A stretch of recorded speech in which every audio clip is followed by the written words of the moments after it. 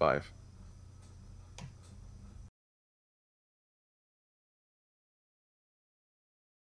Bob 10025 with the 8th edition of the First Circuit podcast. At first, we have Old Bob, where I used to run away from dinos when I was young. But then that's my voice, guys. So Biter, go ahead and say hey. Say hey, I am Biter Blarg. There goes Biter, where give him a stick and he can kill anything on the field of battle. Next up, we have Larsh, the casual mech warrior. Go say hey, Larsh. Hey everyone, this is Larsh. I am your casual mech warrior, where I don't play to be good. I don't either, actually, to tell you the truth. I want to play. Next, we have Team Red Shirt, where every planet he goes to, he loses one person. Say hello, Team Red Shirt. Hello, Team Red Shirt. Hi, guys. How you doing? That was my line. That's what I did. Yeah, but it didn't come across right, so I figured I'd steal it. You did give me such a good start. Anyway, guys, so I think we're all back, a little bit wiser, maybe from last week. Wiser, older. you kidding? But I'm actually backtracking on Wise with age. I don't know about you. You're going the wrong way. So anyway, for tonight, let's just jump right into this. So new patch. Yeah, new patch came out on Tuesday. Yay. Yeah, Yay. So in the new patch, we got I got something pretty cool. I got that new event system going on. This has been like ballistic events 24/7 here. I don't know how I feel about it. It's a DACA event. DACA, yes. And funnily enough, at least when they initially implemented it, of course, there was a little wait until the thing was implemented, and you could see them changing all the names of the things. Yeah. So initially it was just a whole bunch of random names and numbers all over the place, and it's like, oh look, we get a target 1 decal 50 times if we do machine gun and light machine gun thing. Yeah, they were doing hot patches basically during the game, like, you know, because as I was there doing drops, and my game was lagging like a mother, and I was like, what the hell's going on here? Oh yeah, because they were doing hot fixes during like us doing drops. Yeah, but I think at least particularly with the other event they've done with the Clan 2 Sea Heroes, they've learned to not publish before they've actually done all the details. Like publish like 12 hours beforehand too. It's like, okay, we got to get everything out right now, 12 hours before. Yeah. Yeah, but yeah, it's been a big thing, or at least it's been quite a fun few nights, at least with all ballistics all over the place. It's been crazy. The event has been rewarding players for doing damage with every single caliber for each type of weapon. So the rewards are for if you do enough damage with for example, the AC2, the AC5, the AC10, and the AC20. Yeah, and I think Bob said it right was that it's not really been interesting, it's been crazy. Because I've seen so many Spud mechs or Spud matches due to this thing. I mean, I'm cool with seeing different and unique builds. You know, my channel's built off of that, but holy shit. The things you're seeing now are just off the rails stupid. I mean, I've not been building mechs for meta or for how this relates with this other type of weapon system. Okay, pop an AC-20, let's go. Let's get in there and fight. You know, that's basically what's been happening.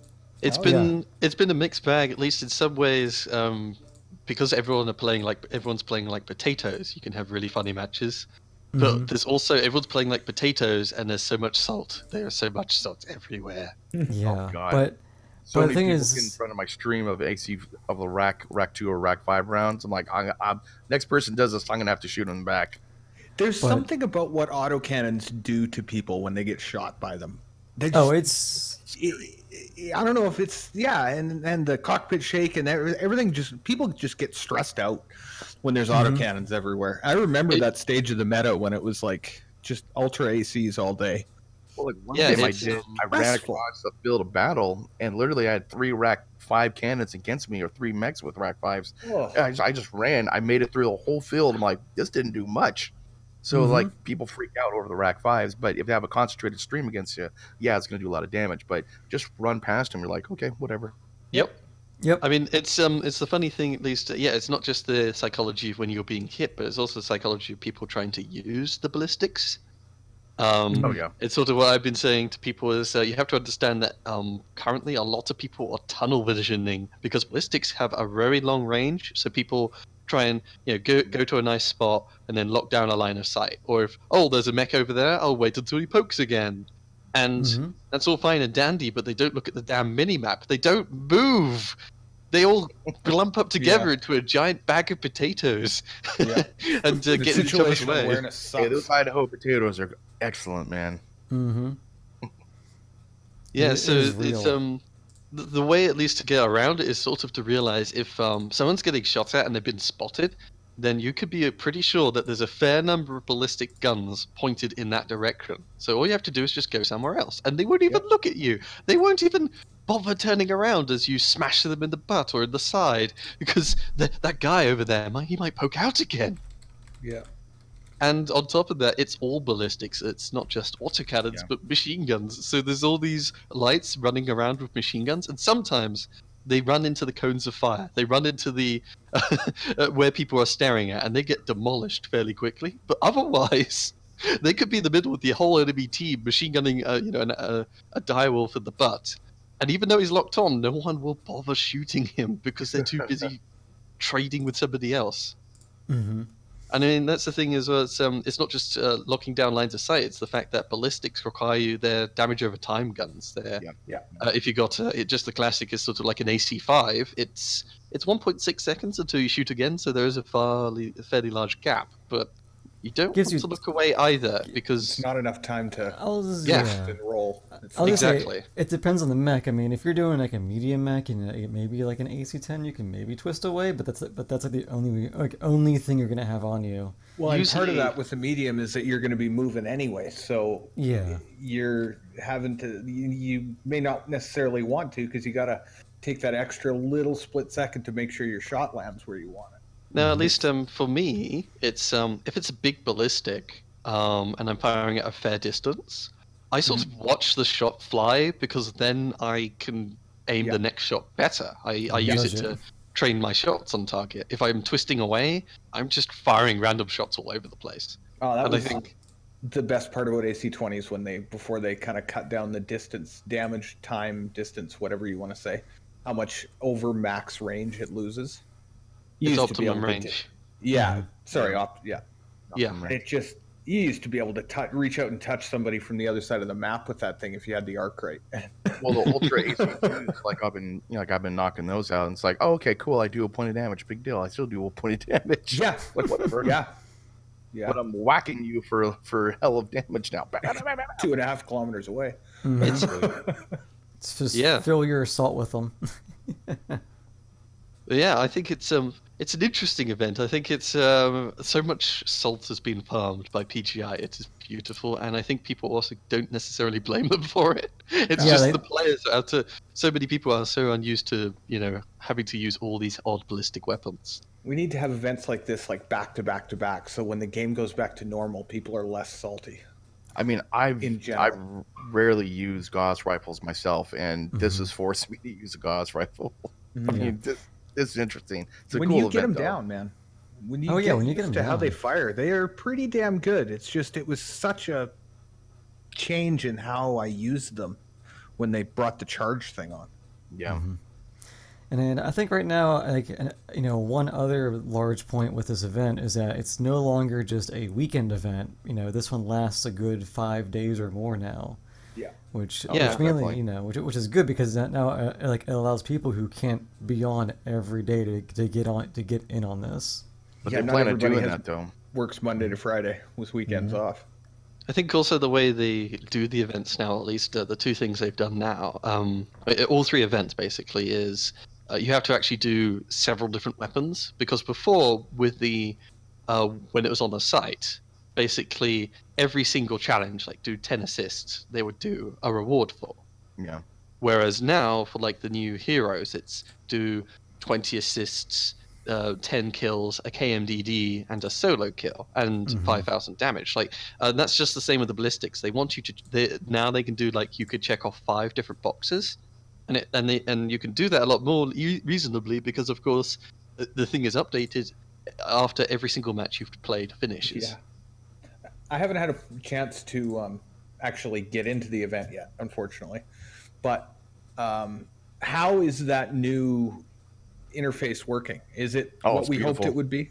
I mean, I'm highly impressed with it, though, to tell you the truth, because now just say like Tina wants to jump on and say, I want to do an event for a day and have it where they got to run around circles, like whatever, basically. Yeah. She could jump on, boom, type in some information, and then pops right up, and everyone can go do it for like a day or whatever they want to do.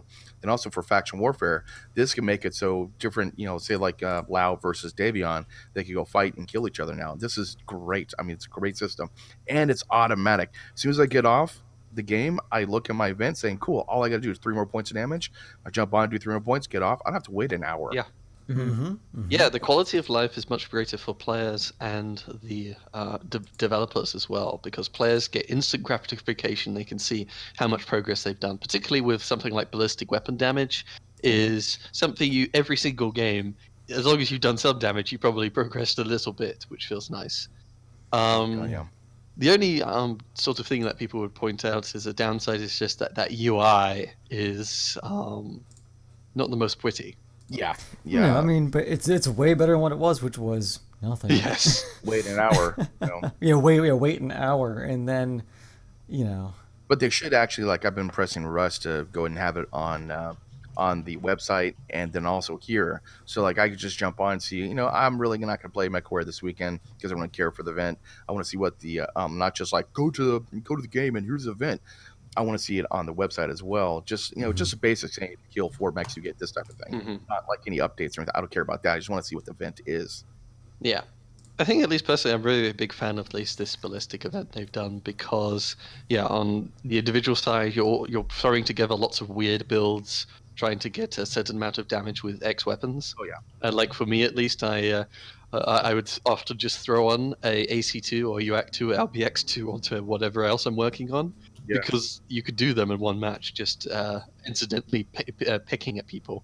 Well, this opens up the laser event, and then also the missile event. These are coming. They're coming in. Do 1,000 points with the LRM5, you're going to be Lermageddon again. But the whole thing is, though, there's so much they can do with this thing now that it opens up possibilities, which is good for PGI. Don't get stuck, man. It would be great during their missile event if like at the very, very bottom, like imagine it was like SRM, MERM, LERM, very, very bottom, shoot down missiles with AMS. Oh yeah, for so many points. That one. Yeah, you got to include the AMS thing when everyone's doing missiles, just for the ultimate troll. Yeah, because that's what people are going to take anyway. You might as well reward them, kind of. And then a disclaimer at the bottom saying, please don't have a lot of salt for people who use LRMs. Yeah. Well, it's interesting. AMS. That would be quite an interesting one, how it plays out, because oh god, the LRM. You're encouraging them. People take LRM boats anyway. But people get super salty when people do bring LRM boats, and now it's going to force them to do it, and people are going to be so upset. But it's whatever. I just look forward to it. Yeah, I same. look forward to those days when I can just jump in my LRM mech and not be the only one. Yeah. I love LRMs. I'm Davian to the core. I bring LRMs everywhere if I can make them work. Any chassis, anything that has missile slots, I've tried LRM. Oh god, does Pack narc during the That's what I do. I do narc and everything. He does LRM and everything. Yeah. We should team up more, I guess, on that. But just imagine now, Biter, you go in with your one narc mech. All of a sudden, everyone has freaking LRM. Hell of Seagulls coming in. Yes. I should do my weird Huntsman narc tag LRM streak. Yeah. But it'll be interesting to see how, of course, things change out if you force people to do missiles or energy. The thing with ballistics is at least all of them sort of function basically the same, or at least you can always just reach out and touch people to like 500 meters. And a lot of them, at least 10 and up, is always you can actually hold a long range of fire, and all of them it's a kind of random shots flying all over the place, making it hard to peg lights or opponents who move around here and there. Yeah. I mean, in terms of just sort of like playing the game, it's quite interesting. At least not everyone's trying hard. They're just you'll see. We saw, what was it? Just the earlier me and Larsh dropped, and there was a single UAC 10 night cheer. Oh god. Now, either he felt he really needed a lot of ammo, or he needed 10 damage, and he didn't give a damn, and he charged our line, and I think he didn't give a damn. Wow. Well, that's, basically how the so gameplay changes no matter what. Yeah, I always laugh when I'm seeing these clan mechs having to take out the regular ACs. And they fire once at you, and then they just stare in disbelief. What's going on? They don't know how to use them. It's always been UX. Yeah, it's always been UX. Yeah. So you just charge them down and bully them, and it's hilarious. But anyway, and some people have mentioned, at least, this is hopefully giving the people in PGI responsible for game balance a good view at seeing how effective all these ballistics are when people actually sort of have to play them. Yeah. Oh yeah. Like, I totally hoping in some regards, like the poor clans, they had to do twice the amount of damage with regular ACs compared to any other caliber. Is that true? Brutal. Yeah. So basically, I think the logic of PGI is that the ACs are sort of the least exceptional of all the ballistics, but we'll give the Rocket Girl standing cockpit item, which a lot of people were interested in. So they made the requirement for that higher, but it's also not the most OP, quote unquote, weapon category. I might actually do that. Yeah. Yeah. So normally for an AC2 or a UAC2 or LB2, you have to do, well, sorry, not AC2, you have to do 50 damage, but 100 damage instead for an AC2. Yeah. Which is fine, but when you get to something like an AC20, normally you have to do 1,000 damage. Yeah, it's 2,000 damage that those clammers have to go through. Which, speaking of the actual event, what do we we think button? Sorry. Oh, what do we think of the actual, rewards of these? Because I have not done any of these yet. I completely forgot about the Rocket Girl, which after the stream I'm going to be building AC2s just to get that one item. That's all I care to get out of everything.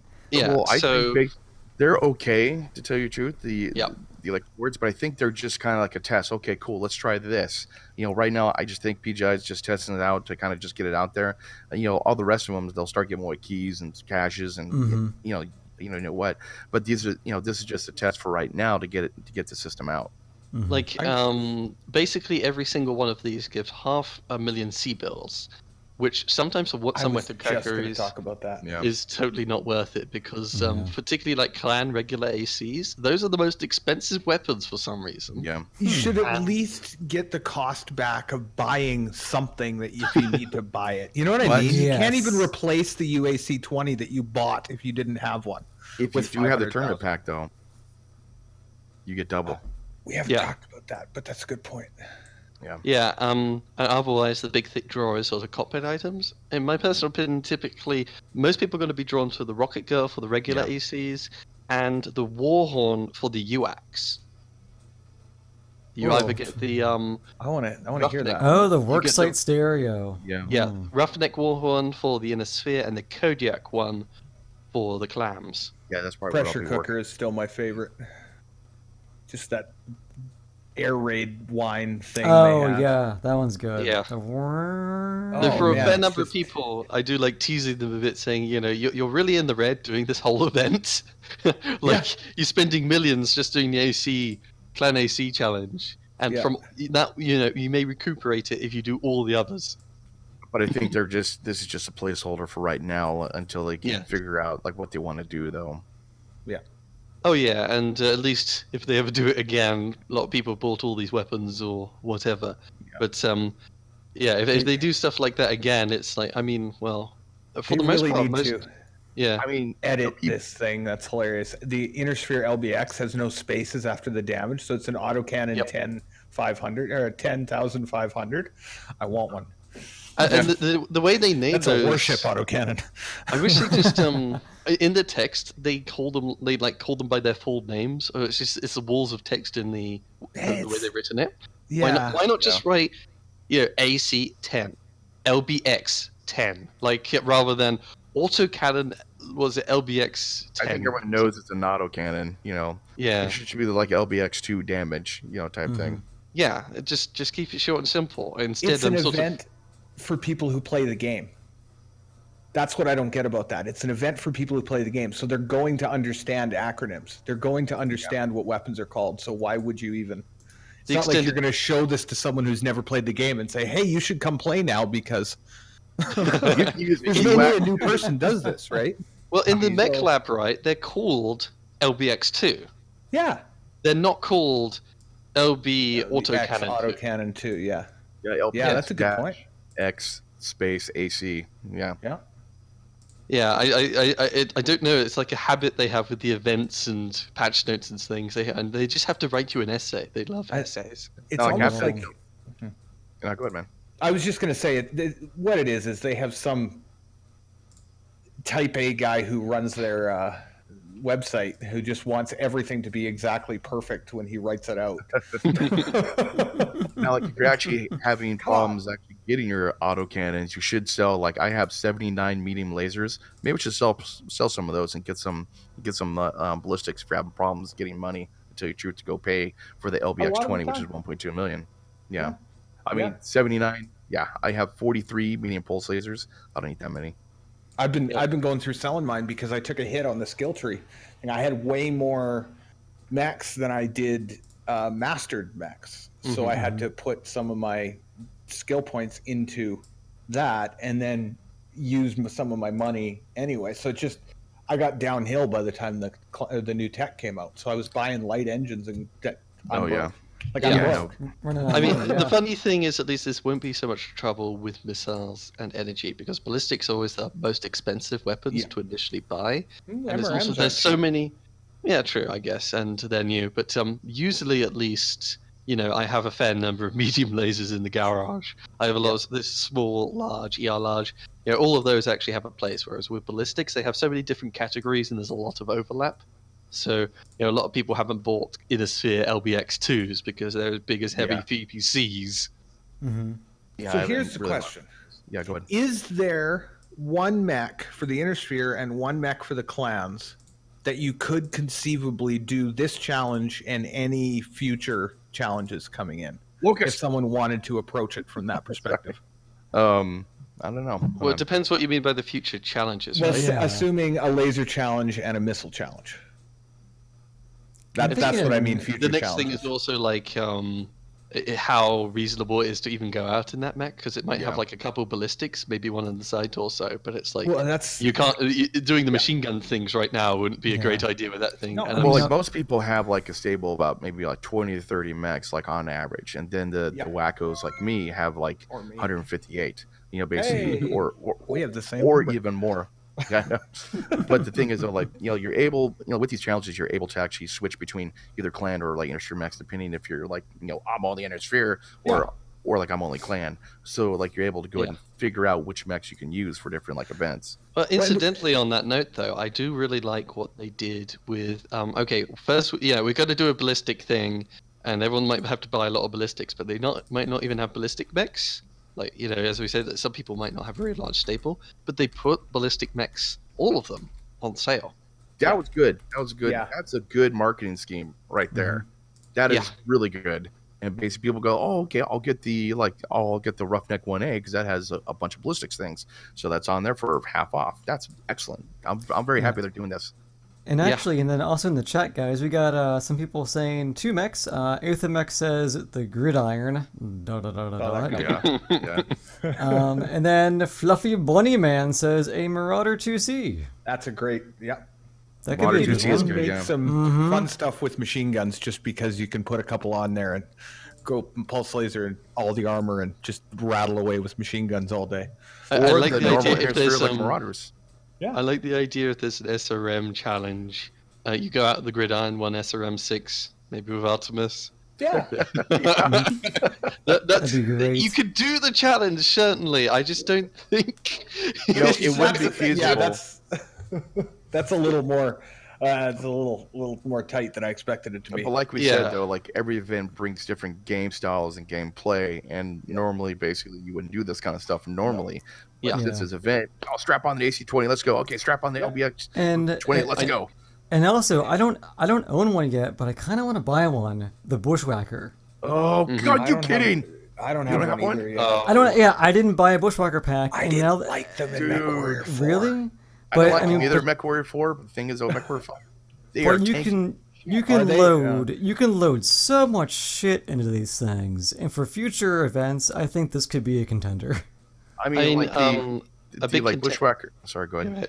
Sorry, go ahead. You finish the Bushwhacker story. Well, the Bushwhacker X2, I pop in 2 AC-10s like in there, and I literally got it in one game. And this thing is just freaking tanky. It's crazy, man.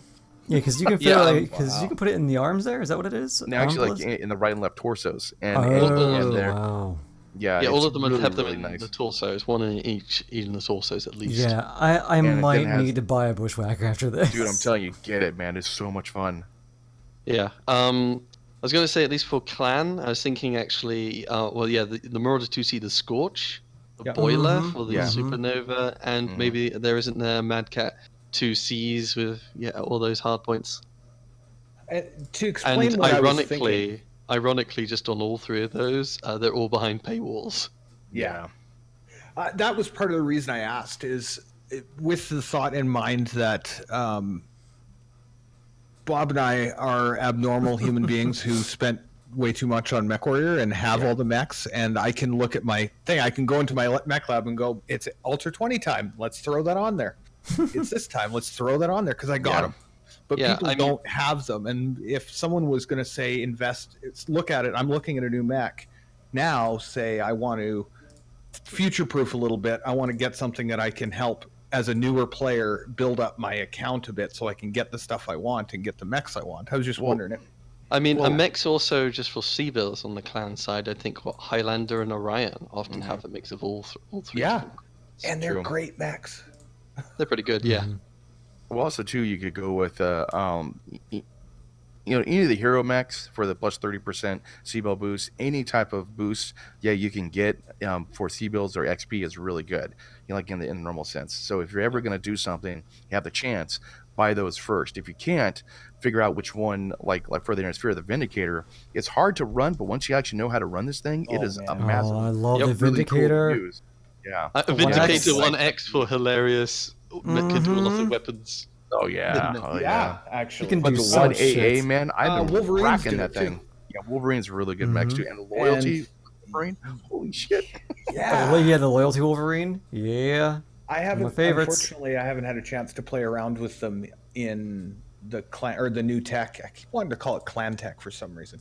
Oh, so my brain is not working today. But in the Civil War tech, Bryos did a video that looked pretty fun, I have to say. We need to get him in here. I asked him. I actually asked him, and he said it's just his schedule is so weird that it would be difficult.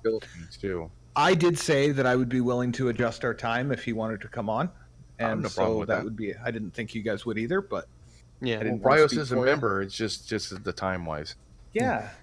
But anyway, guys, I think we've talked a bunch about the event. Should we start moving on to something different here? Sure. Like how they tweak the freaking merms? Yeah, I was just gonna... merms. Sorry, I'm all about the merm. Love the merm. It's all about them merm. All about them merm, dude.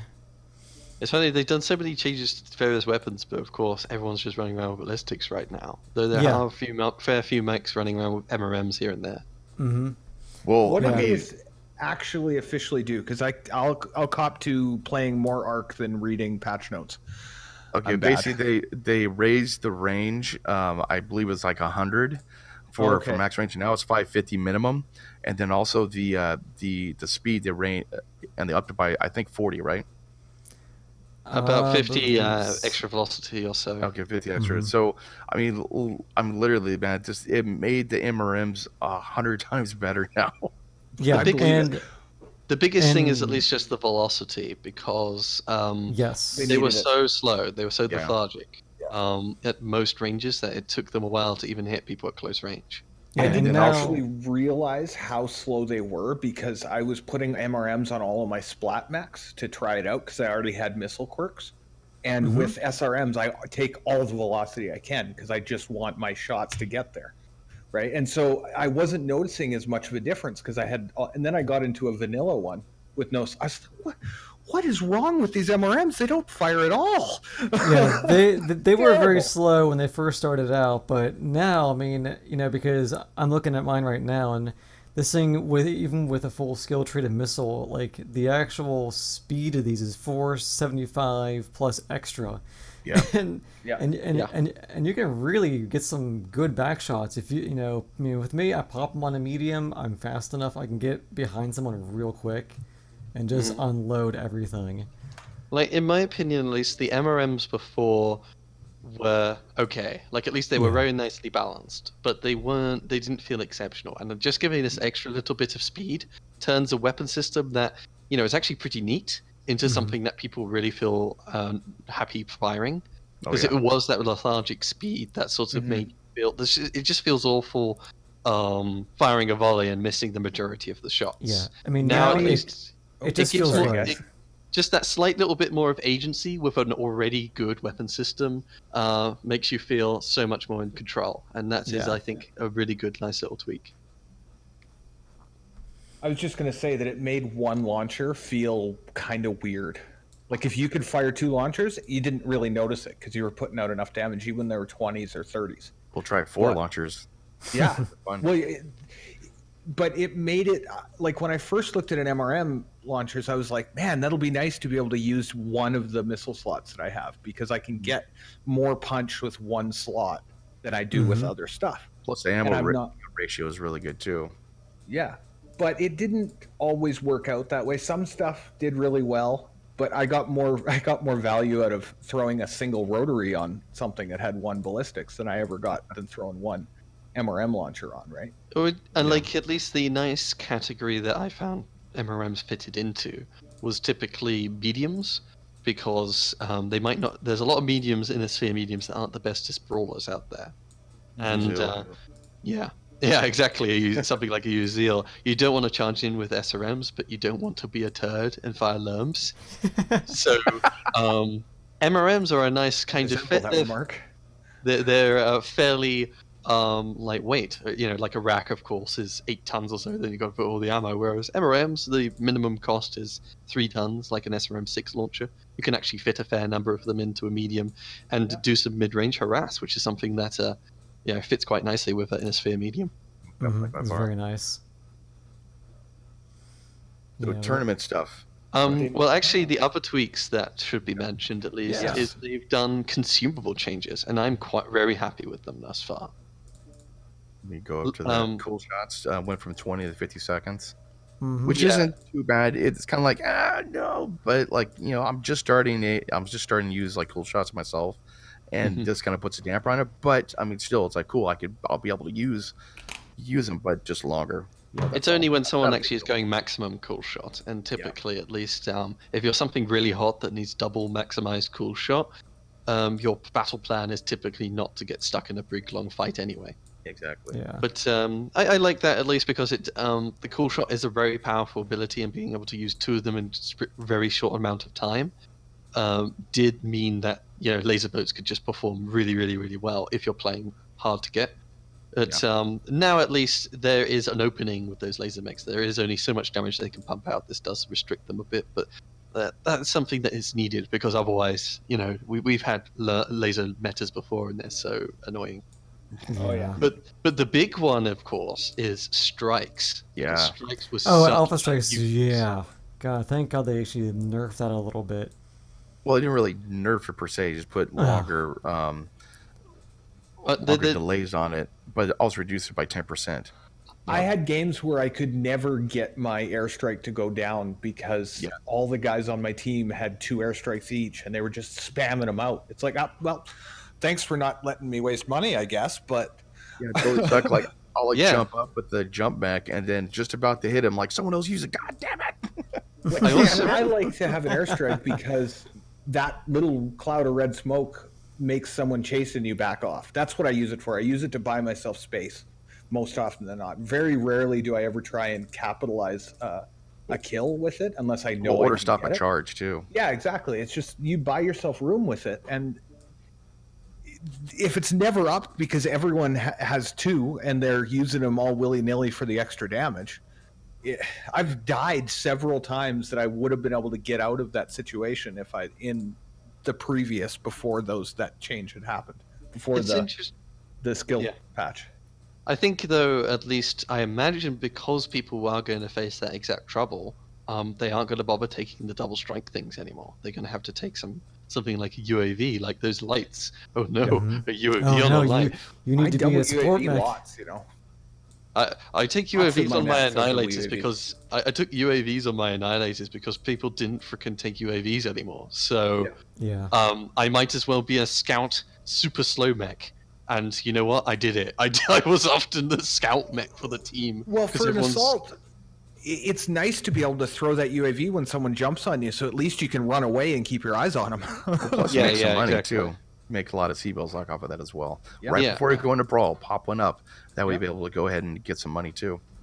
Yeah, I mean, I do agree. I like the idea of the strikes as somewhat a suppression tool, something to make the enemies panic a little, but the rate of spam before was insane, and it was just too much. It took away from the whole shooting each other thing. I mean, sorry, go ahead. I mean, I'll say because like we've gone into matches and we would get like airstrikes upon airstrikes, and we would be down half damage right off the bat within the first minute.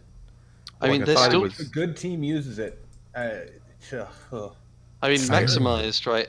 The thing was, I had in my annihilator, of course, is you have to be very careful to stay away from the team because each of those strikes do 12% on a super tough mech.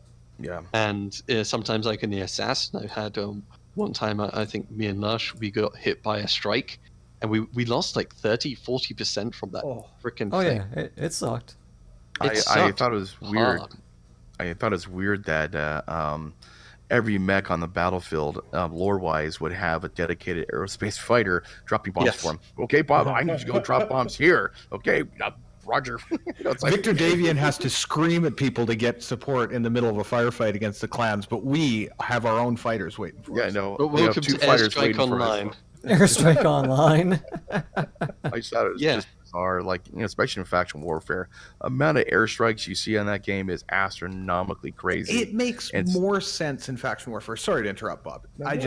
It makes more sense to me in faction warfare because at least there's a feeling that there's more than just the 12 mechs on the field attacking. You know what I mean? Yeah, true. And everybody walking down and airstriking to take out the gate is something that should happen more. But there's not enough coordination. Using airstrike against a gate, so is your damage against a gate. That would be interesting to go. When everyone's doing so everyone does. We already see the Congo line to take it out, but on the maps that's not available. There's got to be a spot that you can get to drop that strike. Yeah, true. So to wrap up, at least or at least attempt to, it's I felt like the amount of strikes that were being used was it was a degenerative strategy that isn't always the most fun to play with or against. And what they've done is they've reduced the damage bonus you get from the nodes, so the answer ridiculously crazy. There's a larger cooldown, so that you're not getting hammered and hammered and hammered and hammered like every 2 seconds. And the big other thing is actually I've actually noticed this is the extra 2 seconds before the strike even lands. There's plenty of times I'll actually see the plane approaching, and it takes a while for the bomb to actually land, and that gives you a good amount of time, a good window to get out of the way. Because 5 seconds before in a mech is actually quite difficult to get out of such a large area. Most of the time I got a pug right behind me, so like I back up. I'm like, dude, get away, get out of the way, please. Like, we gotta move. Yeah, so while strikes they still hurt people, they can still be used to soften the enemy or suppress them. It cannot be spammed, and it doesn't do such ridiculous damage for your investment. And of course, players have a way. It actually, people see the flare and they hide from it for 7 seconds. Like that suppression effect happens well, and I love having the ability to dodge the frickin' things. Yeah, being able to not get hit by them and actually dodge, unheard of. Well, a lot of times I would actually jump up, and for some reason, like right as it goes off, I'll jump up and wouldn't do any damage. Yeah, using jump jets being able to avoid it did work actually for a while. Yeah, I know. That was fun. Yeah. But if you're a ground pounder, like in an assault or something, you are too slow to get out of the way in 5 seconds. If you were even moving in the first place, you probably can't get away. You just It's such a large area, you don't have the jump jets to fly up. It was bad. All right, so should we move on? Yes, dead air. Well, the other bits and pieces, there are other little bits and pieces, right? Yeah, sure. Like, it was not just the freaking Ninja Strikes, but the light machine gun meta with all the those got hit. That was coming. That was coming. It was coming, but I miss it. I miss that so much already. People still doing it a lot because, of course, you have to get machine gun damage. Yeah. And because, as we talked earlier, everyone's sort of tunnel visioning and forming big blobs and just playing like utter potatoes, you could do a lot of work with machine guns. Like, just because I've been sometimes to relieve the stress, the salt, I just go around and do like machine gun locust stealth. Nice. And tear people apart because they lack all coordination. That's a good idea, yeah. I like that. But yeah, the light machine guns critted at a ridiculous rate, and now they're back down to I think what the other machine guns do, which 9 times. 9 times, which I think is similar to what the others do. So for the most part, I'm quite happy with that because I think they overbuffed the light machine guns. I always thought the light machine guns were going to be actually pretty good weapons, and they over-adjusted them, I think, with that crit chance thing. Well, so sorry, go ahead. Go ahead. No, I was just going to say they over-adjusted it, and that's that was why it's just like a light machine gun mech comes behind you, just and all your weapons are instantly gone. Oh yeah. Well, like when I was playing like I was doing the event and I had my light machine guns, did my damage like normal with the arrow. Then I switched to normal machine guns, and I was killing mechs left and right for some reason. I don't understand what happened. I might have got lucky getting some internals, but I was whacking people left and right with normal machine guns, and I might actually stick to normal machine guns to tell you the truth. I don't know. It just seemed I was doing a little bit more damage and everything else than like light machine guns did. But the range is pretty nice on them, though. The light machine gun's great strength was always that versatility and the ability to do that horrible feeling crits at range. So giving it the extra crit stuff was just so much extra icing on the cake of a weapon that was already pretty interesting and viable on its own. Yeah, true. The next thing is rotary AC2s. They've increased the go seat threshold from 2 to 3. Which means you can use 3 of them. Yep. Yeah. That makes sense. Like I've seen those happen. Like I think Opstoner was using one of those with like 3 like rotary AC2s. Worked out pretty well. The issue with dragon build that's going to get better with that. The issue with 2s, at least, is just the DPS they do for the tonnage compared to 5s isn't that great, and I don't think the projectiles they have makes up for it enough, or the range. However, the Rack 2 does certainly need some love, and this is a great way to start with it, that you can you could strap 3 of them together and do 15 DPS to match the Rack 5's 20 DPS with 2 of them. Yeah. I mean, you're paying way more tonnage for less DPS, but at more space, and you're wasting more ammo. But it's fun. At least it's getting some love. Yeah. It's neat. It feels great to shoot 3 of them. I do want to say that. I have yet to try that. I played around with I can't remember what dragon it was, but I played around with it in the public test when that was going on, and oh boy. Yeah, I might be undervaluing the suppression effect of 3, who knows, but it needs love, and that's just what it needed. Well, like as I was saying before, most of the time it's just a suppression weapon. It doesn't really do them much damage unless you really, really, suppress. I mean, just nail them constantly. But a lot of times people hit these things, they just run behind a building and say, "Oh my God, I'm being hit by by AC rounds." But in reality, though, you could go wherever you want to. It doesn't really do that much damage because you have to do it over time. Yeah. It's just when they derp and don't respond right that you get your damage in. Yeah, exactly. And that so those are the situations you hope that they're not going to respond right. You set yourself up so you can take advantage of them reacting poorly. Otherwise, you take the fact that you've pushed them off their firing line and move on to the next guy. Exactly. Hopefully, you catch someone who's 5 seconds from cover because you have about 5 seconds of firing time. Exactly. But it doesn't really do that much damage. So basically, know that when you get hit by these things, you can still do whatever you're going to do. It's just you have that extra bit of time because it's not as good as a normal AC2. Yeah. It just freaks him out, which I love. Oh, yeah. God, it's so much fun. Look, he's running. Sorry, go ahead. Go ahead. Well, I was going to move on to the Gauss rifle changes. Okay, go ahead. Yeah, go ahead. Okay, so the light Gauss rifle's cooldown has been reduced by 0.5 seconds, so it's 3.25, then the charge up, boom. For the event, I did use a light Gauss rifle. It still doesn't really feel that great to use. That cooldown is still fairly lengthy for the damage you're actually giving out. I don't know. It feels so lethargic, even when I was using it on the gridiron, like two of them. Like people have been saying, like 2 of them, like on the gridiron, it works pretty well. It's okay. It's like firing a regular Gauss rifle a little more often. Yeah. The difficulty is like still, I don't know the charge up time, let's say 0.75 seconds. It's every 4 seconds you put out a Gauss rifle shot, rather than every 5.75. So it's a little better than Gauss. Obviously the cooldown is quite a bit shorter, but the charge up time is still a big factor for Gauss rifles. Mm-hmm. Yeah. And that's actually why I think I really like the heavy Gauss rifle changes. Oh, yeah. That is actually more what the light Gauss needed. You change the charge up duration. The light Gauss needs to charge real quick, or at least quicker than it feels like right now.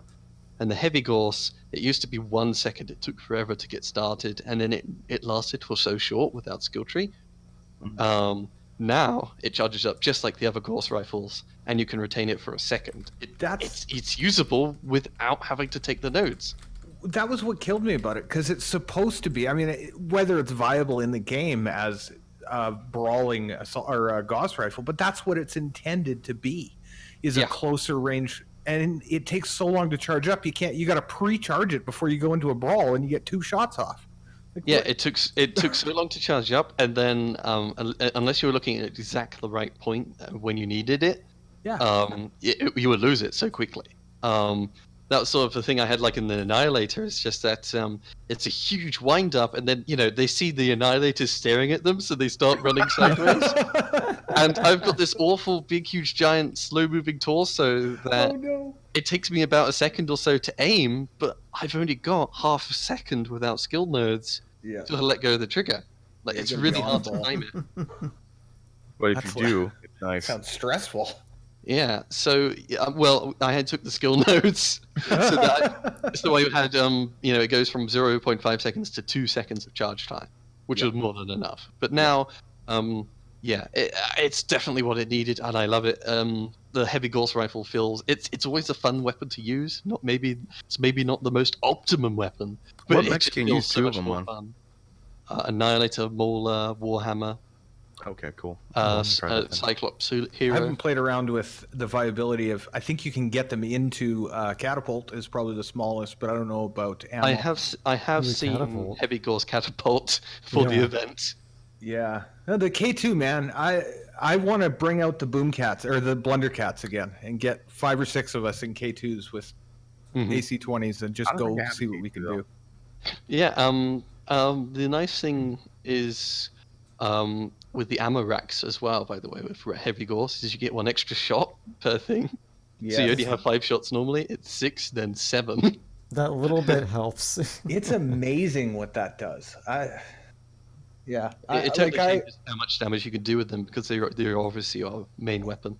All my AC-20 medium laser style heavy mechs, when that came out, lost a ton of ammo because I picked up a ton's worth of ammo with the quirk, and I was able to get extra heat sinks or stuff like that without changing anything else. It was beautiful. That's the best. That is the best part about the skill tree. I could talk about that all day. But yeah, basically, at least needed something like that a long time ago. Yeah.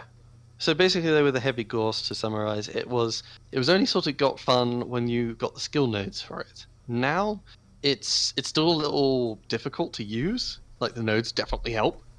But oh man, this thing is so much more fun, it's just exactly what the weapon is made for. Is for fun. Yeah, I would like to see them reduce the chance of it being critted a little bit, just because that's the main drawback in keeping it or from it playing the role they intended for it is that it just disappears. I think it does have a fair amount of HP. But it does a crazy amount of hit damage to your side torsos. Like my Annihilator, I put double case on both sides because I can zombie with that mech, and if I lose both sides, the torso, center torso is like orange. I took a lot of damage to that center from just my own Gauss rifles. Okay, I just made a boom hammer with 2 heavy Gauss rifles, in case you guys want to go see it on my stream. So, yeah, it's going to be interesting. It has 1, 2, 3, 4, 5.5 tons of ammo with the quirks, gives you an extra 2 per. So, yeah, it's going to be interesting. I'll have to try this one. It goes 46.29. Yeah, it's a Warhammer 6R. I think I built a Mauler 1P with 2 heavy Gauss rifles and 2 light PPCs. Yes, I'll have to try this actually. That sounds fun. Yeah, I think the Premier one is still sort of the Annihilator. Just you've got so much tonnage and you've got armor rather than structure buffs. Yeah. But that costs money though. Yes, because we're making money, which we don't have. Yes. Oh, I love the Annihilator though. It was all I dreamed it to be. Okay, to finish up the changes, weapons that aren't typically used as much, like heavy PPC, the cooldown has been increased because that thing was viable enough already. Oh, it kind of was. It kind of was actually. I have a Vindy with a heavy PPC and some other smaller lasers to back it up, and it's freaking good, man. I did. What I did was I put heavy PPC on the 1X, heavy PPC, triple light machine gun, and MRM-10, and make it a jump sniper. Not far off. Yeah. Maybe it was that one. I can't remember. Yeah, it's interesting, obviously balancing the inner sphere PPCs, but for the most part, I feel they're too much tonnage, space, and heat for what they do for the inner sphere. Yeah. Which Vindicator did you put that on? The 1X, because it's got the machine guns. Okay, that's right. I guess you can do that. And then the PPC quirks a lot of the time with the Vindys that those heavy PPCs really like. Oh. It's only got 1 energy in the arm after all, so might as well put the biggest PPC there. Also, completely forgot about how they gave 2 damage per missile on the rocket launcher now. Yeah. Yep. I really didn't use those, to tell you the truth. Yeah. Yeah, I mean, that's why I put this in the weapons that aren't necessarily so hot right now category. Yeah. They're there, but yeah. Well, I think that rocket launchers took a huge hit when they did that 50-meter minimum range thing, which was needed. But all of the troll builds just evaporated, and so people are now kind of trying to look at them from a more practical standpoint of where do I need, and then you do that and you go, where do I sacrifice 1.5 tons? Why don't I just put an extra armor and another heat sink on? Yeah, or something. I mean, basically, what they did by making it have to go 50 meters, it's kind of like I've got a free LRM-10 strike or LRM-20 strike on the enemy mech. Yeah. Which isn't much, given LRM mechs just spam those things for days. Yeah. LRM-10, LRM-10, LRM-10. Well, hey, for half a ton, I got a free LRM-10 strike. Woo! But only one. Yes, only one. The extra damage, that is nice. I do actually have rockets just here and there, a little bits and pieces, and it's nice. Yeah.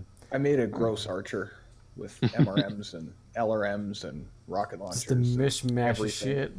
You know what kind of sucks now, though? Like, after the MRM change, is that I built a lot of my builds off of coinciding with different weapons, and now the ER small lasers are not coinciding with the MRMs, so I have to redo a couple of my builds now. Mm-hmm. It's only recently that I've even looked at that sort of thing, like use that as a criteria to build together, like weapon. Oh, for like range and synergy. Yeah, well, range, and it's just because of the way I approach. So very often I'll trigger one weapon system at a time, not because it's opportunity. Like I'll pop an AC shot off at somebody that I know I can hit, but I'm not going to waste a full burn on my lasers, stuff like that. Mm-hmm. And so just my play style, it took me the longest time to even think about. Oh, if I these 2 weapons have the same cooldown, so I can fire them all at the same. And then, like, it just was a leap in logic that my brain didn't make for the longest time. Yeah, I don't know why. Yeah, I've been surprised how many brains I've blown by saying, "Hey, just put LBX-10 and SRM-4 together." Oh, that's a match made in heaven. It's surprisingly good. Yeah, but anyway, do you guys want to move on to the next thing we have going on? Which is. Well, lastly, would just be slight changes to the AC-10 weapons, just little changes in heat. And it's so minimal. It's minimal, basically. Yeah, I never felt like AC-10s were bad. They're just kind of there. a lot of the UAC 10s. AC10s are always a little bit hot, and UAC 10s for clan are a little hotter now.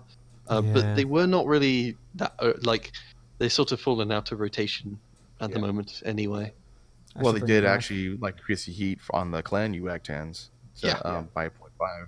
Whereas in a sphere, you haven't seen much UAC 10, and now it's a little cooler, and you probably still won't see much UAC 10. No, probably not. There's some possibilities to squeak it into a laser build if it's got a better heat.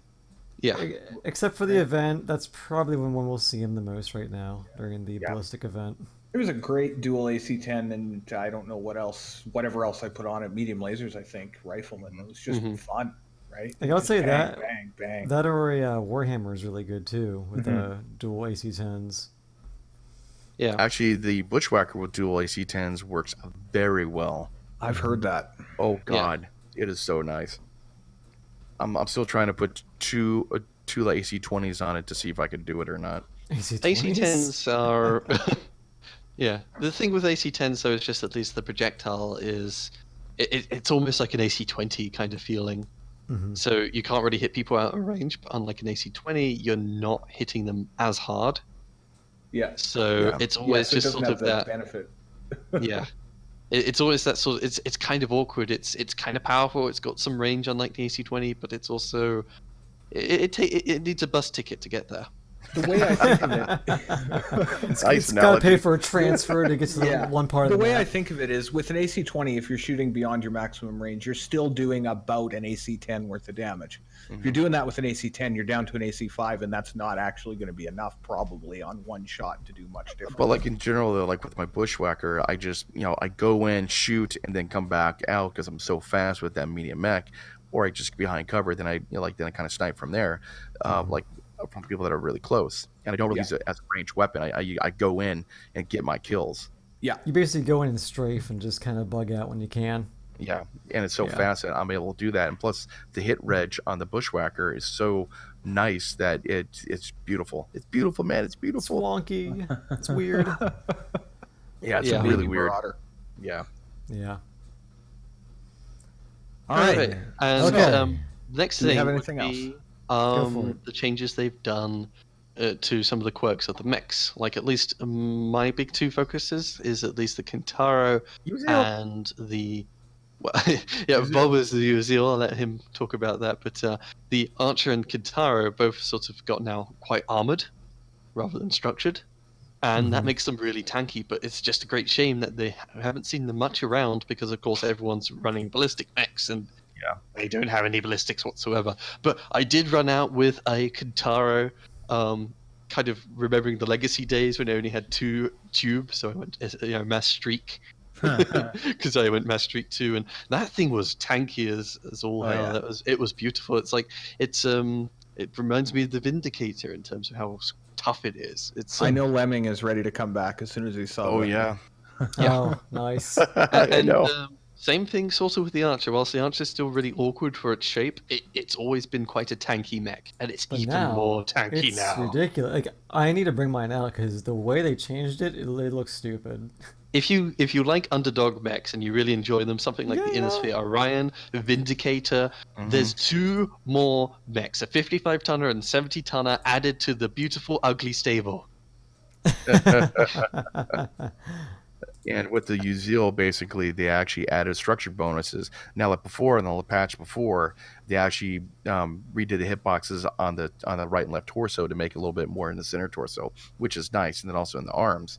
And with this new patch, they put structure bonuses for center, left, and right torso of 588. And then also they gave a lot of mobility quirks like acceleration, deceleration, turn rate, yaw pitch, and arm yaw pitch, and it's beautiful. It's beautiful. I mean, I cannot tell you how happy I am about this because this is my favorite mech of all time. Uzil has some nice nice high arm points. You can always just poke up and trade with people, and it's now got all that mobility to be a nice little harasser.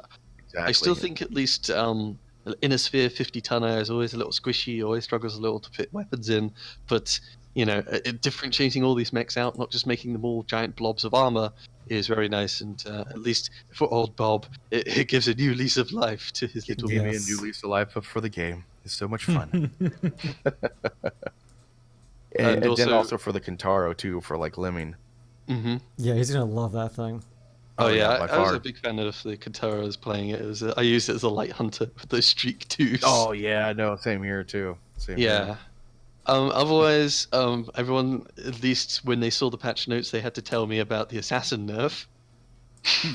Yeah, because that's your favorite mech.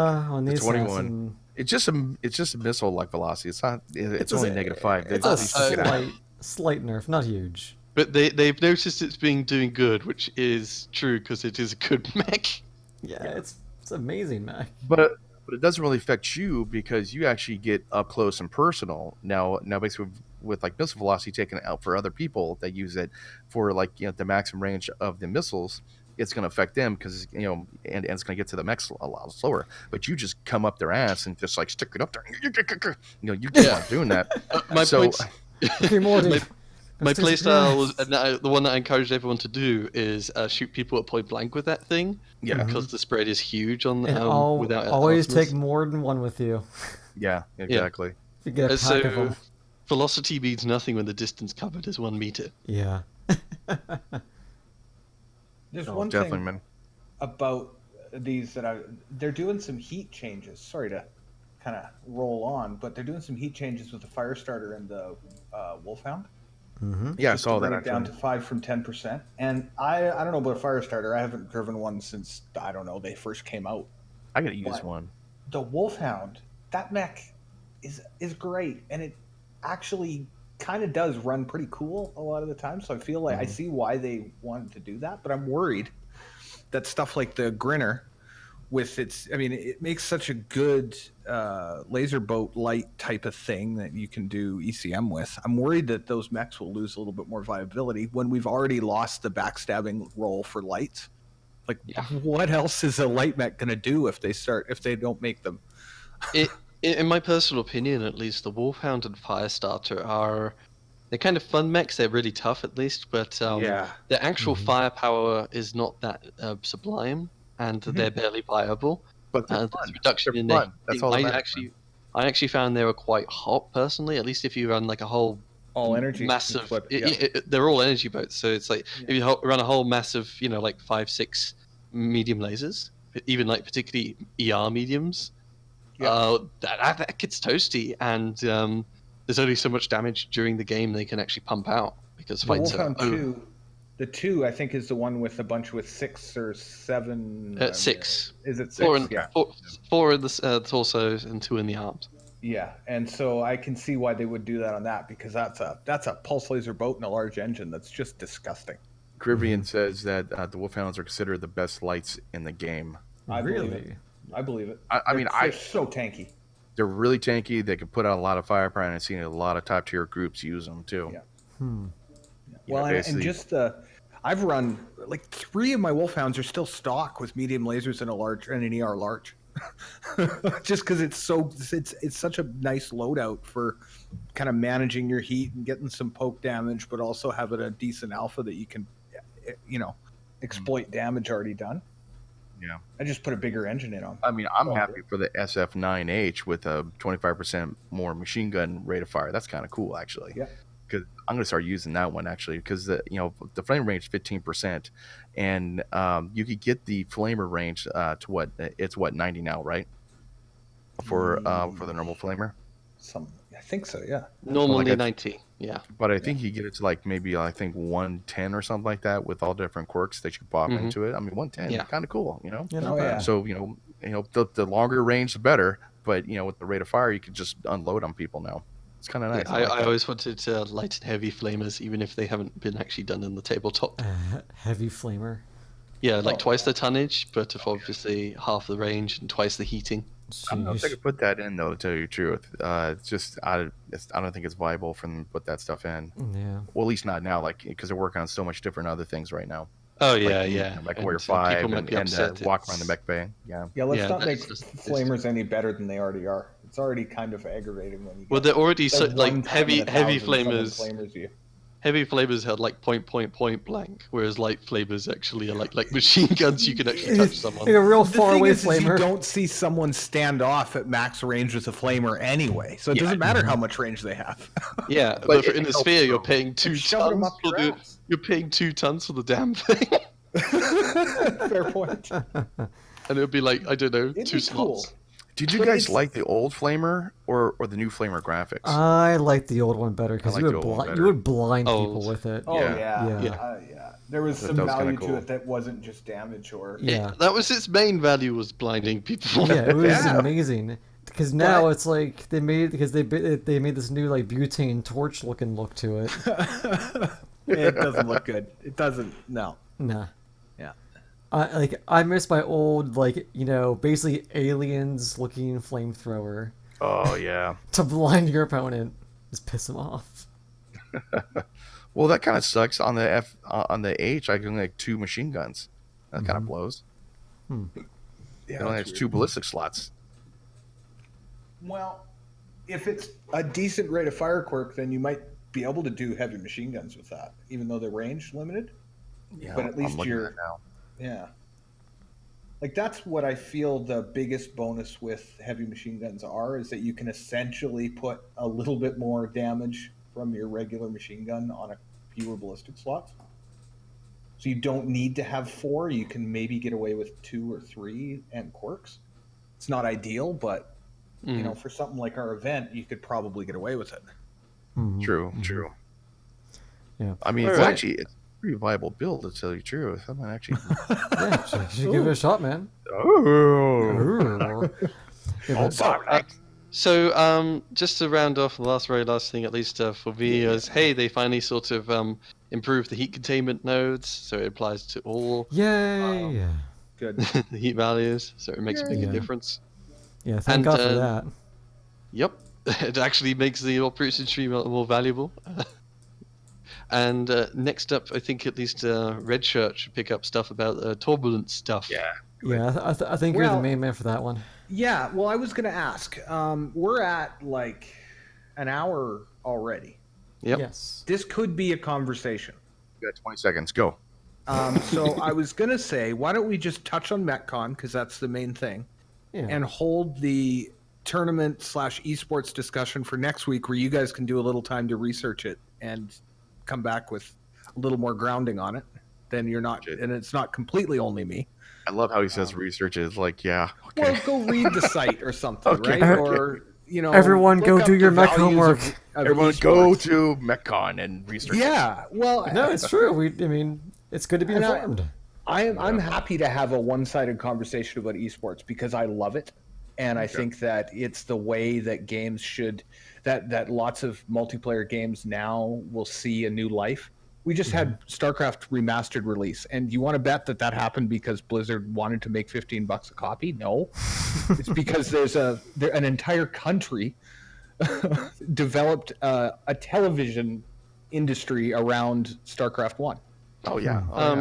At least in terms of, I'm not sure. I'm a little skeptical about the whole competitive thing. At least for Macro Online, I would say my personal model, perhaps for a new life, is obviously the new BattleTech game. Isn't that coming out fairly soon? Yeah. Well, next year. Big thing, at least a good contender to look at, is something like Rainbow Six Siege.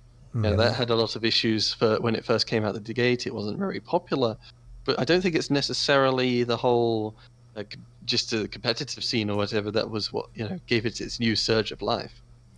I think MechWarrior Online needs. I think MechWarrior Online needs a bigger player base to do esports. Yeah, there's some issues with that. Well, you're absolutely right, but I think the biggest benefit to a competitive gaming scene is that there's actually you're showing off the best players of your game, right? And you're showing it in a way that people who are new to it can learn the basics of the game just from observing and being the watchers, but also gives people who have a little bit of interest already. It's maybe I'll check this out. I think about League of Legends, and I mean that's your prototypical esport now because it does it brings people into that game because they see people play at the highest level and go, you know, I think I could probably try that, right? And so there's certain marketing value too. The thing with most the marketing value of all these competitive games is somebody who doesn't even really know the game, whether they can view it and sort of understand what's going on and have fun watching it. So at least like with stuff in League of Legends, at least for I imagine the first viewing experience, you can sort of see the big fat characters.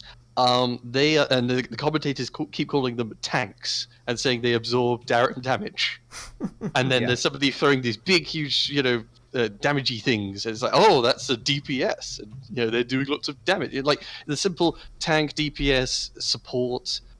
3 simple roles that people can sort of understand, even if they don't know all the mechanics. Yeah, and of course, everyone can sit down in the game and figure and look at how those characters play and do them themselves. And similar the kind of thing in StarCraft to some degree as well. But there's only 2 players. They're not always fighting all the time, even if there's this huge big map where all the stuff is going on. But at least you can sort of see that tanks, they go boom, and lots of things die. Yes. And the Marines charge forward and fire lots of machine guns, and things just melt in front of them. And it's a great visual spectacle. The thing with Mech Warrior Online, at least its accessibility troubles, is partly the size of the maps and the duels going on.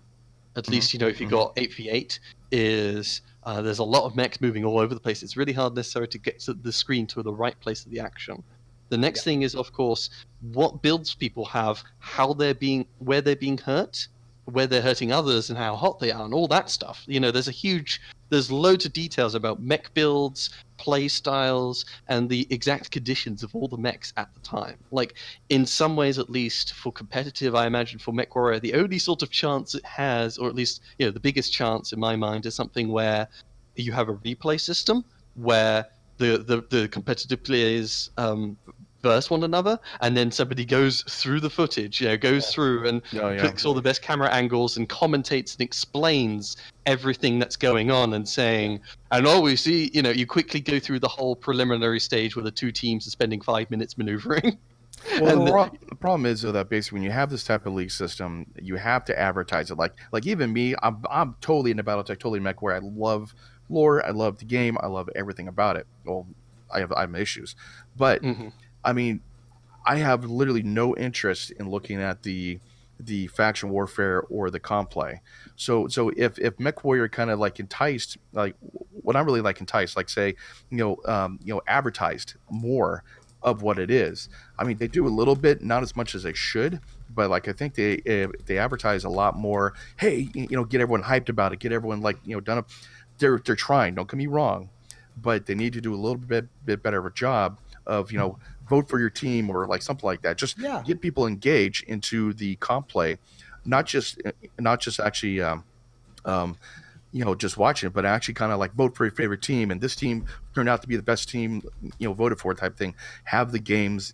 Bombadil, I think it's Bombadil, right? He does the comp play stuff. Based on one of the guys, I forgot who. See, that's the issue. I don't know who actually does that. I'm like, I know, that kind of thing. But they, just like you said, is have the, have the replay, just like in a football game, because they could do that on the spot. Say, well, he caught the ball with his left hand, just that kind of stuff. On the spot, that'd be perfect. Yeah, but so they don't do that kind of stuff. Who watched the World Championships last year? But I watched them all. I heard it was a snooze fest. Well, the finals were a little wonky, but throughout the year, like I'd go and watch here's a 15-minute. They're doing a bunch of qualifiers and stuff. Yeah. And every once in a while, it was Bandit and his buddy, the other guy at NGNG. I can't remember his name, but doesn't matter. Most of the time, it was kind of like, come on, guys, it's your job to sell this game a bit. Hype this shit. Hype it, but like it's hard to hype the early game kind of quiet. So I think the biggest thing that needs to happen for MechWarrior as an esport would be to have commentators, as good as those guys are in their game knowledge. We need to have people who can hype it and make it exciting for people to watch. Otherwise, you need given that subject material. Yeah.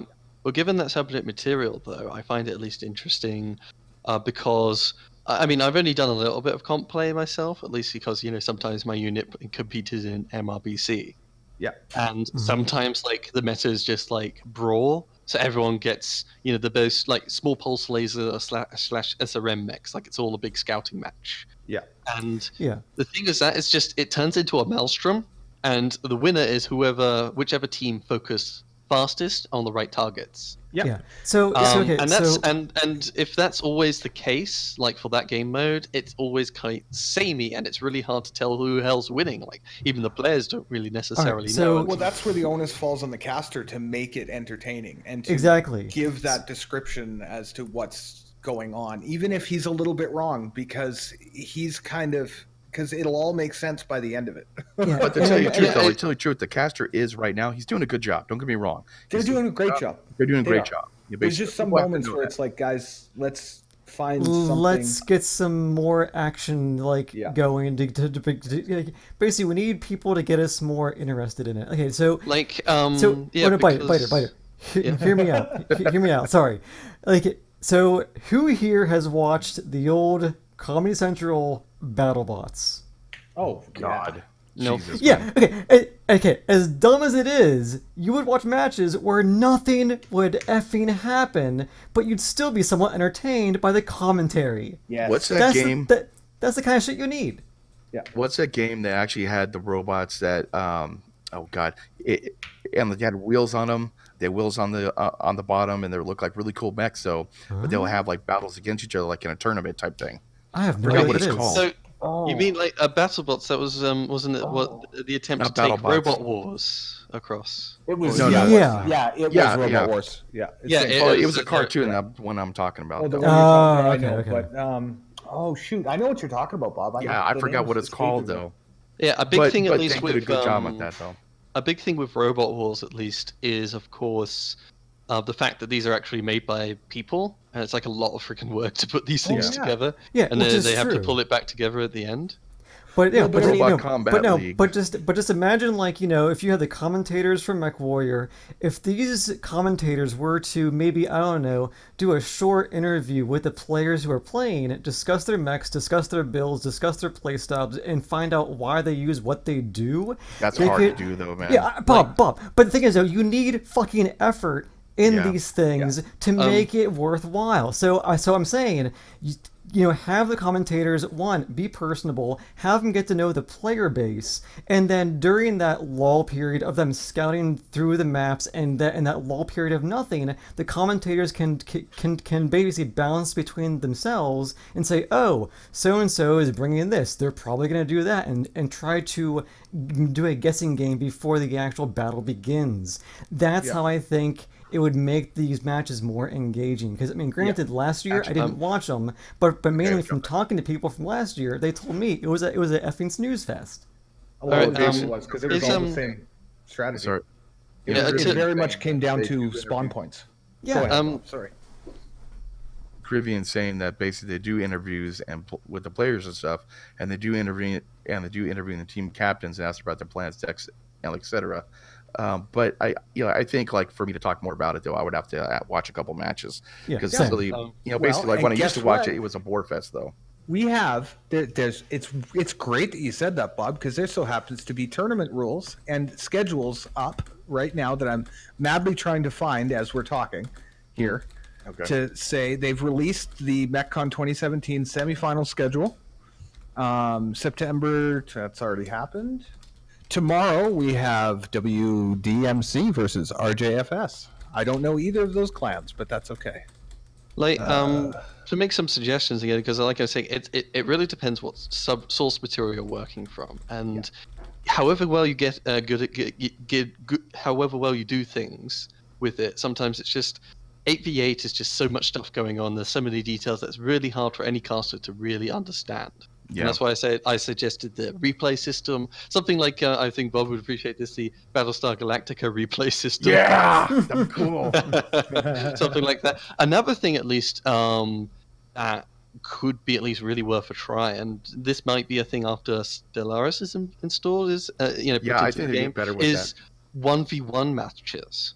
because then the commentators can say, oh, this guy's got this mech and he's looking to, win the fight this way, and this guy's got this mech. So it really depends, how they engage and how, they, what's the win conditions for them. And then you can actually follow each of the mechs and see where they're taking damage, who's heating up, etc.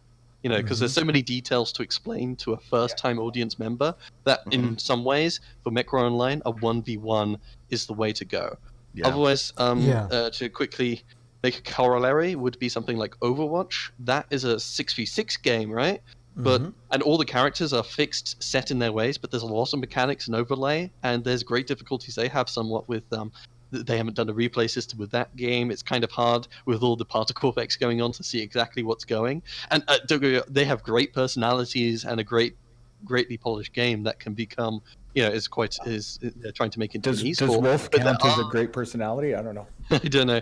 But there are great difficulties, at least there are hurdles, even for something like Overwatch, to overcome in regards to competitive games. And that is actually something, they built the game very much with competitive in mind, it feels like. Whereas MechWarrior Online, it started with, obviously, BattleTech and the tabletop rules in mind and stuff. Yeah. You're absolutely right. And I think that companies should absolutely take Blizzard's lead in how to approach a game from an esports perspective. Oh, God, because they got it figured out. They know what they're doing. It's and they stumbled on it. Brood War was never meant to be that. And in reality, if it had come out now, it would be a terrible esport. But it's not. But it works. It's great. But to put them side by side, right? It's just Overwatch made for competitive, brilliant, a huge game, heavily polished, 6v6, a little bit of a clusterfuck. MechWarrior Online, even more complicated, way more variants. Not made it initially, and it's 8v8. There's 2 more players on each side. Here's the thing that on the surface, like when we were going through the Kickstarter for MechWarrior Online, like I had my couple of buddies who are involved with Team Red Shirt with me, and pardon? You mean for BattleTech? No, I mean for MechWarrior when it kickstarted in 2010. Oh yeah, I didn't know that. That's where all most of the founder stuff comes from. Oh, okay. Anyway, so we had a lot of talk when we're waiting for beta to drop and all this stuff. Where it's like, okay, so we're going to start working. Okay, you're going to get good at being a light pilot and get your scouting going on. Well, we're going to focus on strike. You know what I mean? And we were trying to kind of plan how we would work as a lance. And there was a lot of that going on, and most of that came from the fact that MechWarrior 4 was such a successful competitive game. It wasn't an esport, but it was a competitive. Well, it was an esport, but it wasn't as we know it now, where it was a lot of tournaments for the sake of the players to play rather than for people to watch. Leaderboard type stuff, right? Exactly. And so it was a lot of like people wanted to compete in MechWarrior 4 because they loved to compete and they wanted to play against the other people who were at their level. So on the surface, it was like, MechWarrior Online is totally going to be like that because those same people are going to show up. You ever played netbattletech.com. Check it out because that's what I played in MechWarrior 4. Yeah. And it was, literally, you talk about, you take a planet, you could assault a planet just for getting tonnage, like you do a raid on someone else's planet, take their tonnage or destroy their tonnage at that planet, then do a massive assault on them. And NetBattleTech is what I think Faction Warfare should have been. But Net BattleTech was just the most amazing thing I've ever played because I was clan Mongoose, and we fought other clans. We fought like everyone else. We took planets, we held planets, we did all different things, and it used the MechWarrior 4 engine to go and do the battles, and then you do the rules go and type in we lost 4 mechs here, we killed 12. Type thing. Then it puts it in like, okay, this team now has 4 mechs less, type thing. So basically, it kept track of everything, of what's where, and you had each planet actually produced a certain amount of points for either like developing mechs, doing jump points to jump to other planets, type thing. So when you took out another team's jump planet, they couldn't do anything. They had to just go and defend and hopefully get some tonnage to go ahead and buy jump points. Basically go and jump to the different planets. So it had a lot of strategy, and then you could also go to coincide. Like we actually we went with Clan Wolverine and said, hey, we'll join up with you guys and go collect and go attack Clan Wolf. So we totally destroyed Clan Wolf. We both went in, and then we started attacking each other. But you do alliances, a whole bunch of different things. It's beautiful. It's a really good system to go and have, which I wish they did. Yeah. Well, anyway, since we're rolling on like almost, time-wise, like, 1 hour and 20 or so minutes. Yeah. So should we start going on to like the last few topics then, and maybe we can like kind of like how TR said, maybe do more tournaments into next week. Just I'm real good quick, with that. Yeah. We've had a little kind of touch-on conversation with. There's some stuff about the tournaments that'd be good to dive into with some specific rule choices they've made. I'd like to hear what you guys have to say about it, but we'll absolutely save that for next week. At least, in my mind, just though to quickly round out, I think at least I don't really care much for the same 8v8s all the time. I think honestly 1v1s is sort of the way to at least get people first into the viewers interested in. And in some ways, like what you might want to do is like people have to choose, they have to choose 4 assault mechs, 4 heavies, 4 mediums, etc. And they know each other's mechs, and they can veto one, something like that, and you can only drop one. We played around with that. Something like that, because then you've got both of them sort of metagaming each other's mechs. 2 of them have to be clan, 2 of them have to be in a sphere, whatever. Something like that. There's a competition between 2 individuals and all their different builds. That's very similar to the Conquest format for Hearthstone, where you have a ban and a couple of, and we debated something very, very close to that with our 502nd 1v1 tournament, because there would be that strategy of, I'm just going to ban the assault mechs out all the time. I know that's what I'm going to do, and focus on being able to kill everything else. Exactly. So I think at least, something Hearthstone-esque actually could be it could work well with the game systems. That's just what I wanted to say. Although you got to be careful calling Hearthstone an esport. People get really worked up about that because it's too random to be an esport. Really? Yeah. They do. And you know what? I love to watch tournaments in Hearthstone because guys come to the tournament with an idea of how they think the meta is going to be. Yep. And sometimes they're right, sometimes they're wrong. And sometimes you see decks that you would never see because in this small case, they're built to beat one deck in a matchup. And they'll lose to anything else, but if they know they can get that deck, they're good.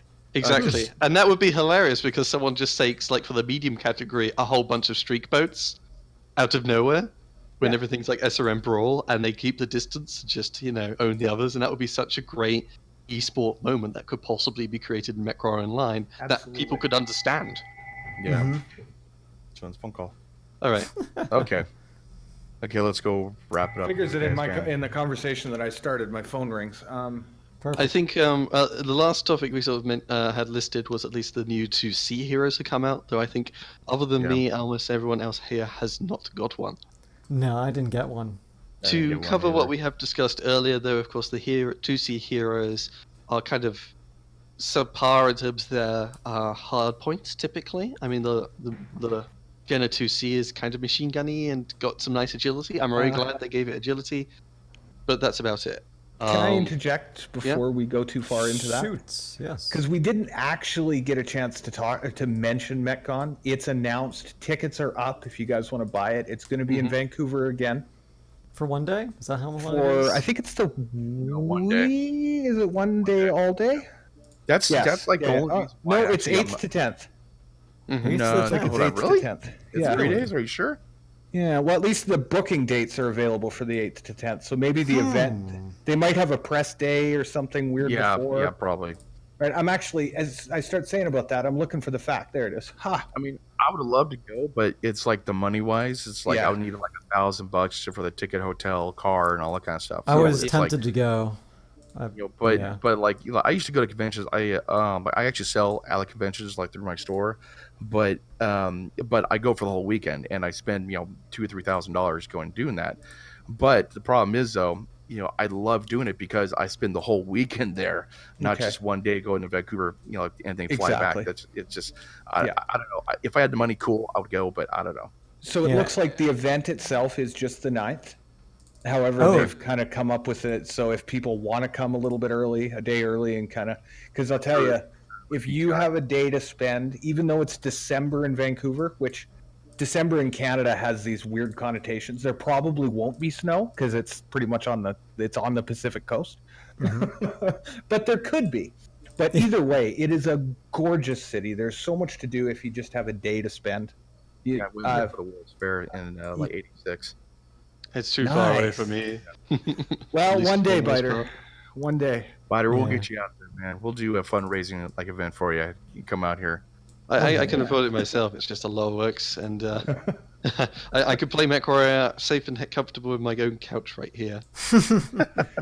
Well, I mean, if BattleTech becomes a big thing, that game coming out, and MechCon, MechWarrior 5 comes out and all that stuff, who knows? It's like they could totally make this work.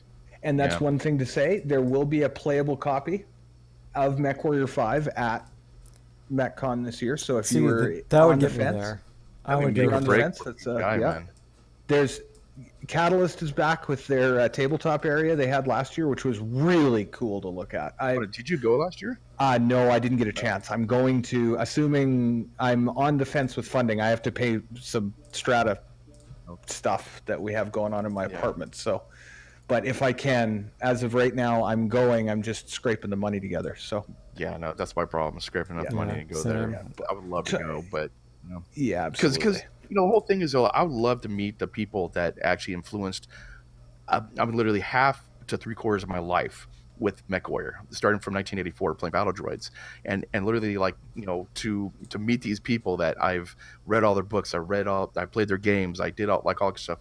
To meet them and say thank you for influencing a lot of my life, like Gary Gygax. Oh yeah, I met him once and I thanked him because he influenced a lot of my life in gaming, basically playing Dungeons and Dragons and everything. So I love just meet like Mitch and like go and meet like what's his face? I forgot his name. Damn it. Oh God, I forgot. People got to meet Jordan Wiseman. Yeah, Jordan Wiseman. Yeah, I'd love to meet. And that right there is like, Sorry, It's cool. I'm with you. I was so in tune with what you were saying, Bob, that I had to talk. That's just both them, and his company FASA. I mean, I played Shadowrun, I played every FASA game known to man. Oh yeah. Just what they influenced in me to be the person I am, and just how I grew up and everything, just absolutely amazing. I would love to meet these people. Yeah, that was the best part about MechCon last year, was they had a a developer talk with Wiseman and Randall Bills and a couple of the guys who'd been around from the beginning, and of course Bullock was sitting there, but we can't blame him because he revived the thing that we all love. So and he's in there, and you could see that he's enjoying the history of it. So that was he wants to make good. So we're not gonna he came across as a MechWarrior fan, which I had a lot of respect for. I didn't know that about him before. Like, you never really know. You assume that when someone gets involved with something like this, they're a fan. But true. He definitely came across as a BattleTech fan, I should say. Have you guys seen the new Hunchback 2C Death Wish? Not yet. Yeah. I've seen a couple. Like on the field? Okay. Because it looks like a freaking like laser boat, like crazy. So that's my customary derail for the day. We can go back to the new. Back to the Hero 2Cs, correct? Real quick, because now it's an hour and a half. Yes. So I know personally, I didn't buy one. Biter, I think you're the only one here who has one. Yep. Yeah, I as imagined, I think at least the heroes, particularly like some of the assaults, of course, are the bigger ones are not so often bought, and this one has a heavy and an assault. and after the previous batch of heroes, they kind of really held back on the hard points. For the most part, at least, I got the onion because it has the mask. Of course. And I put together a city build on that. It's really difficult to build for, but I just love going 100 kph in a big giant blob of armor. Nice. A thing. It's just I don't think that many people pick them up, and for fairly good reason. Well, I know like Aether picked up the Jenner 2C, and I'm pretty sure he's having fun with that one. I'm sure of it. Yeah. It's for this event, of course, he went around with the Annihilator. Oh yeah. Doing all the big ballistics. True. It's just the Jenner does have at least the mobility stats for it to actually run around and try and machine gun people. It's still a big giant target. I love how it looks, though. It looks beautiful. The paint. I love the paint. I love the paint jobs on both the Onion and the Jenna. They did very good on these new. I mean, pretty much any hero package rendering. They done very well, I think. Yeah. Though I think at least the biggest thing for most mech warriors is this new event system, the convenience, and at least the fun, at least of, or the salts of all the ballistic mechs coming out to play. I'm happy with the new event system, and I think it's going to increase people playing. And it's like, okay, cool. This is something good. Oh, another thing we forgot about is having the kill counters on top during all the matches. Yes, that's helps a out huge so thing. much. Yes. Oh God, yeah. Okay, I forgot about that. Sorry, guys. Yeah, no, that's all right. Oh, and also, I think lastly, before we really end it, are the new war horns. We haven't even gotten to that. Yeah. Yeah, man, the new war horns. So there's they've announced some for the tournament, and there's also that one for the new factions. Yeah, I'm going to go ahead and bring them up here. So on my stream, at least, I can go ahead and play them for people. I'm going to go ahead and just play the... So first off, you get these war horns if you pay money to the tournament supporter pack. And if you got the first war horn, which you already have, on October 17th, you get more. You get 3. A blue, red, and green. So I'm going to go ahead and just play the first one here. It's the blue one. Sorry for anyone who's online listening if my volume isn't level, but here we go. Actually, I'm enjoying... I like the second one that you do.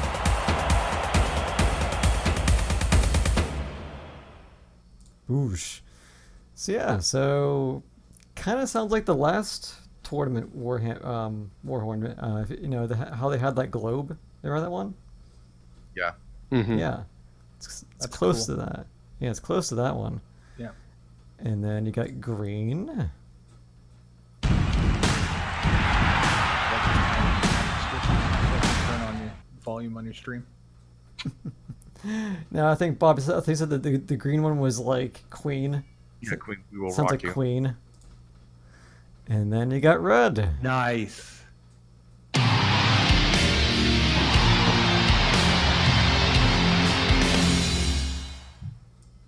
Yeah, so I'm pretty pumped to get those. You know, it's pretty cool. Sorry if I talked over that last one, guys. No, that's all right. I'm always glad to get more free swag. Oh yeah, definitely. I mean, if you're a tournament supporter, at least with all these events and doubling, you know, the stuff you're getting, it's maybe with future events as well. We really encourage people to support the tournaments. Oh God, yeah. I'm glad I actually purchased that $10. Yeah, and $10 in the is not last much. year, we've seen a bunch of that stuff come out. With Blizzard started doing it. They have their battle chests or whatever they call them, and it's they just feed directly into the BlizzCon prize pools and WCS or HCT prize pools and whatever they call it for Overwatch. I'm bad. I love Blizzard, but I can't stand Overwatch. I tried. I haven't played it yet, so I have no bearing on that. So, but I think, you know, the tournament pack is always kind of nice because it does allow you to get a C-bill boost correct whenever you do it, and they give you free shit. So, yeah, Cool deal. Boost, which is nice. It means any mech 10% boost. A little bit. I was very happy about that. It's cool. Okay, so everybody, this is it or what? I think so. I think There so. wasn't We've any kinda gone questions through. popping up, were there? I mean, we won't spend a not bunch really. of time on it. I know we have a person in my chat, Mick824, saying, "Hey, do you know what would be funny if? Wait, what's they saying? You know what would be funny if they implement into MWO? I don't know. Oh, and then beneath it says the targeting system from MechWarrior 3 for clans. Okay. I think they need to implement the slowpoke, or like in competitive, if it's a draw, they both have to fight in slowpokes. Okay, as I was saying about that tournament, about those mechs with the wheels, Robert Norris says heavy gear. That is what Heavy MechWarrior gear. needs. Yes, that is what they need, because they had Slayer 7 type matches with heavy gear. That is what they need. Yeah, that I agree. Very good. They need that. Heavy gear was it? Thank you, Norris. I really do appreciate that. It was on the tip of my tongue, and I had the role playing game. I just forgot what it was. All right, but yeah, I think Bob, that might be it. So, do you want to go ahead and exit us out? Oh, me? Oh, hey. Okay, so thanks for watching, everybody. I'm going to take over from Bob because he had a moment. I had an old man moment. You're entitled. So today we've been joined by Larsh. We joined Larsh and Bob. That would be Larsh the Casual Mech Warrior and old Bob 10025, Biter, and myself, Team Redshirt Phenom. Thanks for watching. Our links are going to be in the description below. And if you want to leave a question for next week about esports or about MechWarrior on the comment on Larsh's or Bob's, we'll check it. We'll get back to you. We'll bring it up. Hopefully. And, just know that I'm going to... Actually, probably won't. I'll be checking it. I'll just go leave it up. Actually. I was going to edit it, though, but I'll just go and leave it. Okay. Well, no. When we put it up, however it ends up on either of their channels. Yes. Bam. Okay. Thanks for watching the First Circuit podcast, guys. Number 8. Yes. See you later. See you next week. And do appreciate everyone will like watching. Links will be down below, and everyone, I do appreciate it, man. You guys are what makes this game great. Just know that you guys are what the unsung heroes are. You are what's great on the battlefield. I don't know about you, but I'm a potato. Hey, no, I'm a potato. I even have the cup to prove it. I'm a potato. The hell's that?